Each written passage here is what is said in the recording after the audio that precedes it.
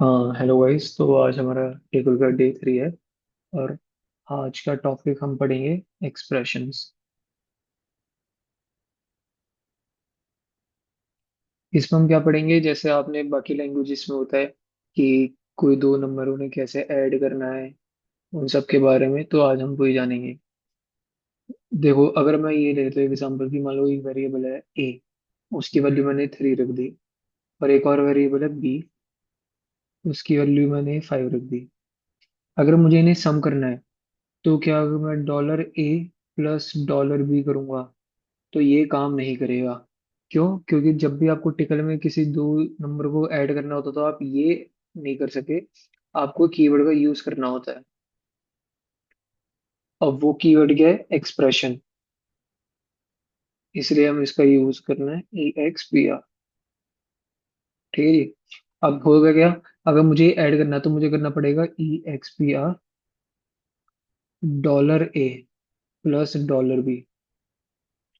ठीक है। अब वो भी, इन अगर ये दो मुझे ऑपरेशन लगाने हैं तो इन्हें कर्ली ब्रेसेस में करना पड़ेगा। सब्स्टिट्यूशन वाला आपको याद हो तो मैंने बताया था, एक कर्ली ब्रेस होता है, एक डबल कोट्स वाला होता है। तो ये करना पड़ेगा। अब अगर मैं इसका सम आएगा, मेरा कुछ 8 आएगा, वो मैं कोई तीसरे वेरिएबल में स्टोर कराना चाहता हूँ, तो क्या कर दूंगा? ये कमांड है, ये मैं रन करना चाहता हूँ, और सेट बी। अब होगा क्या? सॉरी, बी नहीं, सी। अब ये काम कैसे करेगा? EXPR ये पूरा का पूरा मुझे क्या देके देगा? A+B, यानी 5, वो 3 + 5। और ये अगर मैंने डायरेक्ट लिखे थे तो काम नहीं करता, मैंने EXPR लिखे ना 3 + 5, तो ये मुझे 8 ला के देगा। तो यानी ये कमांड बन गई कि सेट सी, उसकी वैल्यू 8 आ गई। ठीक है। यानी सी हमारा क्या आ गया? 8 आ गया। तो एक्सप्रेशन में ये यूज होता है। अब एक्सप्रेशन में भी ये होता है कि अगर आपका operation double equal to use होता है, greater than equal to use होता है, less than equal to use होता है।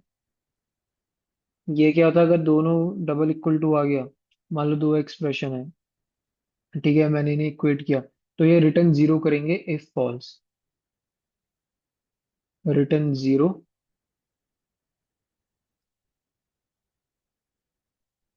If false. और ग्रेटर देन इक्वल टू वगैरह ये लगाना है, तो ये करेंगे रिटर्न वन इफ ट्रू। और ग्रेटर देन में भी, और लेस देन में भी। ठीक है। अब हम पढ़ते हैं इसका लॉजिक ऑपरेटर। लॉजिकल ऑपरेटर, देखो क्या है। लॉजिकल ऑपरेटर में क्या होते हैं? जैसे डबल एंड हो गया, ठीक है, और हो गया, एक्सक्लेमेशन मार्क हो गया। डबल एंड का मतलब क्या होता है? ये वन करेगा अगर दो आपने वेरिएबल लिए हैं और दोनों नॉन जीरो हैं। One if both are non zero. और ऑपरेशन क्या करेगा? ये वन करेगा अगर कोई एक भी नॉन जीरो हो गया। One if any is non zero. और एक्सक्लेमेशन मार्क का आपको पता है, जो अगर जो भी होगा उसकी वैल्यू रिवर्स करेगा, फॉल्स होगा तो उसे ट्रू कर देगा, ट्रू होगा तो उसे फॉल्स कर देगा। रिवर्स दी लॉजिकल स्टेट। ठीक है जी। अब आते हैं इसमें एक स्ट्रिंग फॉर्मेट।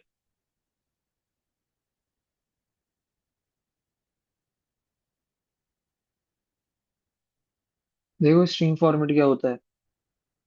ये आपको, अगर आप सी बैकग्राउंड से आ रहे हो तो आपको पता होगा, नहीं है तो कोई नहीं, यहाँ पे भी पता लग जाएगा। मान लो अगर मैंने ये किया, फॉर्मेट का मतलब है कि आपने जो इनपुट डाला है, ठीक है, अब उसका आउटपुट आएगा, कोई भी सम वम करके आएगा, तो वो कौन से में आएगा? बाइनरी में आएगा, हेक्सा में आएगा, कैसे ऑक्टल फॉर्म में आएगा, तो वो रिप्रेजेंट करने का तरीका फॉर्मेट के अंदर। जैसे मैंने कर दिया पुट्स, ठीक है जी,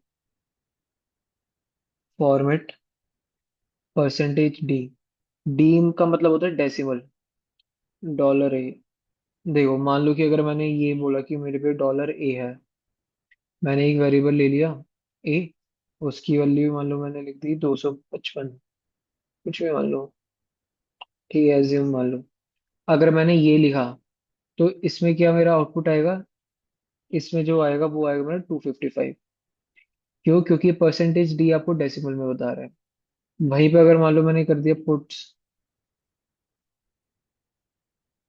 format percent x dollar a, तो देखो क्या है, मुझे डॉलर ए की वैल्यू चाहिए, लेकिन डॉलर ए मेरा 255 है, लेकिन अगर इसे मैं एक्स में करना चाहूँ ना, हेक्सा डेसिमल में करना चाहूँ, तो उसका होगा एफ एफ।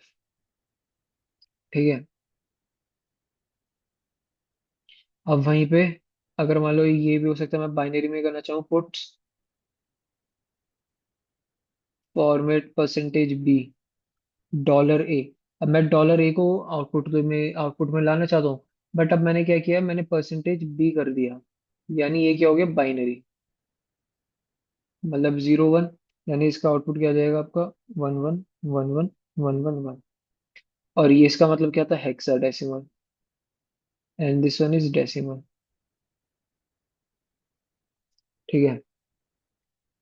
अब एक और आता है इसी में, बिटवाइज।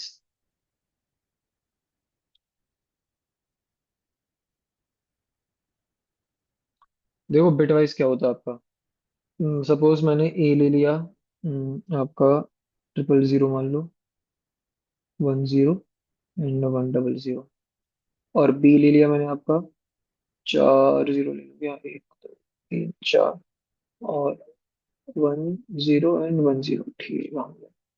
अब देखो क्या है, बिट का मतलब होता है कि ना आपका बिट बाय बिट करेगा। अगर मैंने लिख दिया कि ए एंड बी, तो क्या करेगा सबको ना, ए एंड बी करेगा, 0 0 का 0, 0 0 का 0, 0 1 0, अगेन 0 0 1 0 0 0 0 0, इसका ही आ जाएगा।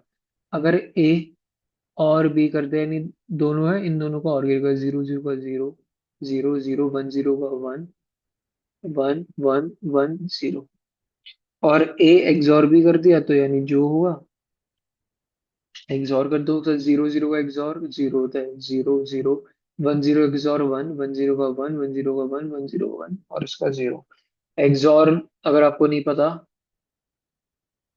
तो एक्सॉर क्या करता है कि 0 0 है, सेम है, तो आउटपुट 0 देगा, 1 1 है तो भी आउटपुट हमें क्या देगा, 0 देगा। बट अगर आपका 0 1 हो गया या 1 0 गया, इस बोथ केस में आउटपुट 1 देगा।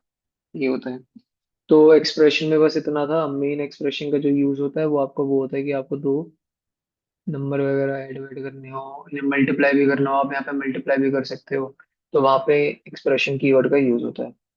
अब अगली क्लास इंपॉर्टेंट है, वहाँ पे हम इसके बारे में पढ़ेंगे कि लिस्ट कैसे होता है, वो काफी लंबी भी चलेगी, क्योंकि इसमें लिस्ट में काफी न्यू कॉन्सेप्ट्स हैं। Thank you.